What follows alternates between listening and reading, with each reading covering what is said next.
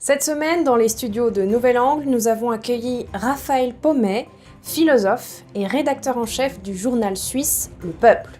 Selon Raphaël Pomey, si les religions orthodoxes se sont détériorées au cours des dernières décennies, l'épuisement civilisationnel auquel nous sommes confrontés n'est pas une fatalité. Raphaël Pomey, catholique de confession, a un souhait, celui de voir l'Église redécouvrir l'importance de la beauté. Nous en parlons aujourd'hui dans Nouvel Angle. Bonjour à tous et bienvenue dans Nouvel Angle, je suis Laetitia Rodriguez. Le 8 novembre, dans la newsletter de son journal Le Peuple, le philosophe Raphaël Pomey décrivait une découverte surprenante faite à l'occasion d'une visite à l'abbatiale de Romainmôtier, un site clunisien âgé de 1500 ans. À l'entrée de ce temple, il y avait un papier qui nous expliquait que n'importe qui était bienvenu à l'intérieur, qu'il soit handicapé ou pas, quel que soit son âge, son orientation de genre, quelle que soit sa sexualité, enfin bref, voilà. Là, on verse, à mon sens, dans ce qu'on peut appeler de la vertu ostentatoire. C'est-à-dire que dans une église, par définition, tout le monde est bienvenu. Pourquoi est-ce qu'on aurait besoin de préciser particulièrement lui, particulièrement telle ou telle cause? Pourquoi ne pas mentionner que, je sais pas, les roux, peut-être, seraient également bienvenu. Et puis je pense que ça traduit une volonté quelque part je dirais de montrer qu'on communie avec l'esprit du temps. Et tant mieux si c'est le cas sur des valeurs qui sont finalement solidaires de celles du christianisme. Mais je veux dire, il y a une telle peur d'être le sel de la terre que ça me semble, c'est-à-dire quelque chose qui vient un peu secouer le cocotier, quoi. Que effectivement, il me semble que là, ça traduit une forme d'épuisement. On a peur de bousculer. Il y a aujourd'hui un christianisme qui est mis à rude épreuve, je crois, et qui est mis à rude épreuve par l'idéologie du plaisir, par le refus du tragique, jusqu'au refus de notre condition mortelle, finalement. C'est-à-dire que notre société est travaillée par l'abolition des frontières. Alors la frontière nationale, évidemment, on veut être citoyen du monde. La frontière entre l'animal et l'homme, on demande l'égalité animale.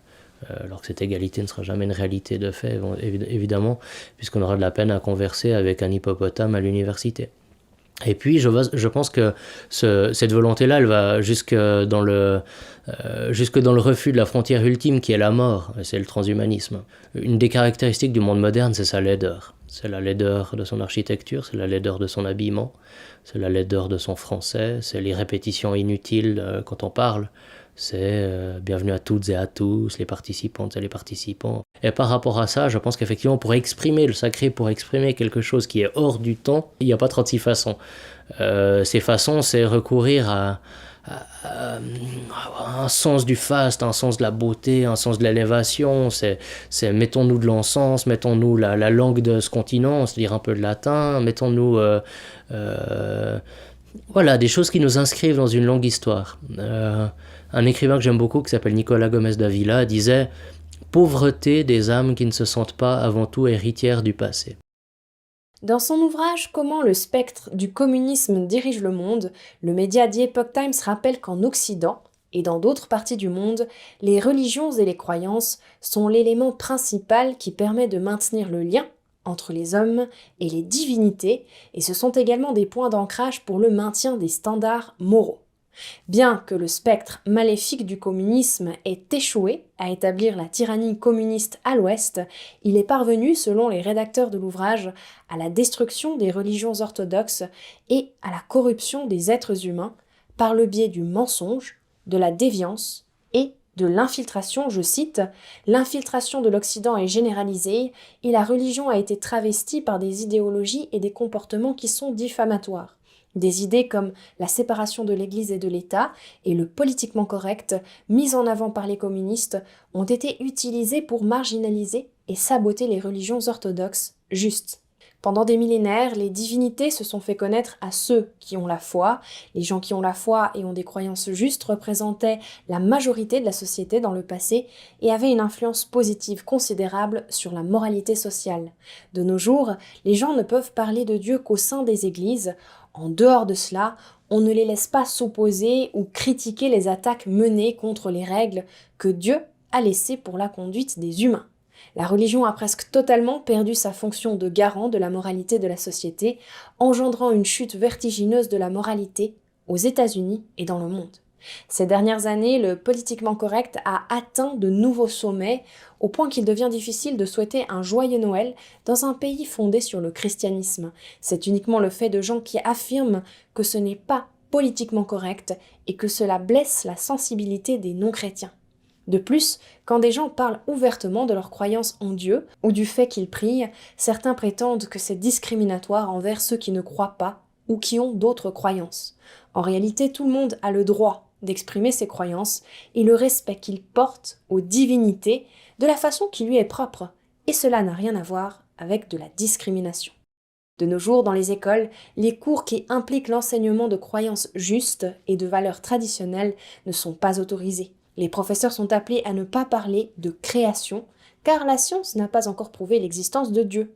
La science doit encore prouver que l'athéisme et l'évolution sont justes, mais pourtant ces théories sont enseignées comme des vérités dans les écoles. Les propos qui attaquent, rejettent ou sont diffamants pour les divinités, en revanche, sont tous protégés et mis en avant sous l'étendard de la liberté d'expression. L'infiltration de la société par le spectre communiste et la façon dont il restreint et manipule les religions, la culture, l'éducation, le domaine des arts et les lois sont un problème extrêmement complexe et systémique et sont abordés dans les détails dans le chapitre de l'ouvrage « Comment le spectre du communisme dirige le monde ». Dans le chapitre « La révolte contre Dieu », les rédacteurs de l'ouvrage passent en revue différents moments de l'histoire où la croyance juste a été ébranlée, puis détruite au profit du communisme. La destruction des religions orthodoxes par la violence en Union soviétique, la destruction de la culture et de la religion par le Parti communiste chinois durant la révolution culturelle et par la suite la persécution des religions à l'heure actuelle par le PCC. L'ouvrage explique également dans les détails comment, en Occident, les religions ont été infiltrées et restreintes, puis remplacées par la théologie perverse du communisme. Aux yeux de Raphaël Pomey, le pontificat actuel a donné beaucoup de gages aux progressistes. Au dire du philosophe, l'épuisement civilisationnel qui est le nôtre n'est donc pas irréversible. Il souhaite que l'Église catholique puisse redécouvrir l'importance de la beauté et le sens commun. Rien de ce qui est sacré ne peut survivre dans la laideur. C'est une vérité fondamentale de la vie humaine. Ce qui est beau est bon. Rien de ce qui est bon ne saurait être laid, pour moi. Donc redécouvrir le sens de l'élévation, le sens de la beauté. On nous vend la tolérance comme la valeur suprême de notre société, tolérance qui s'oppose au diable absolu qui est la discrimination. Et pourtant la vie repose sur des discriminations, ma foi. J'ai épousé ma femme, j'ai pas épousé toutes les autres femmes du monde. À ce titre, toutes les autres femmes du monde sont discriminées sans que ça soit perçu comme une injustice. De la même manière, une foi, un système de croyances communément partagé, implique qu'une société croit qu'il y a certaines choses qui sont bonnes et d'autres qui sont pas bonnes. Alors je vois où tout le monde, quand je dis ça, tout le monde va se dire ah mais il veut nous dire comment on doit vivre, etc. Tout ça. Non, c'est pas ça. Mais je pense qu'une société ne peut pas survivre sans poser un idéal. Voilà. Et quand on refuse de poser un idéal commun, eh bien on arrive dans une idée qui a beaucoup hanté les écrivains du XXe siècle, qui est l'idée de séparation ou d'incommunicabilité.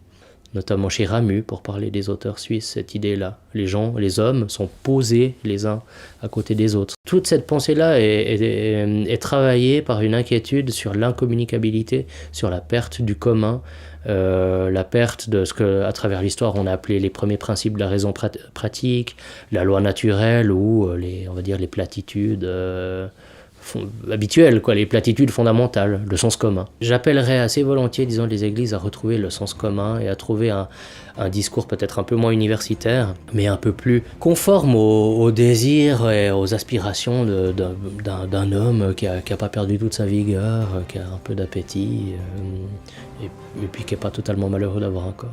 Et c'est ainsi que s'achève cet épisode de Nouvel Angle. Je vous rappelle que vous pouvez nous retrouver à la télévision française, ainsi que sur ntdtv.fr, notre site web. Je vous remercie de nous avoir suivis et je vous dis à bientôt pour un prochain épisode.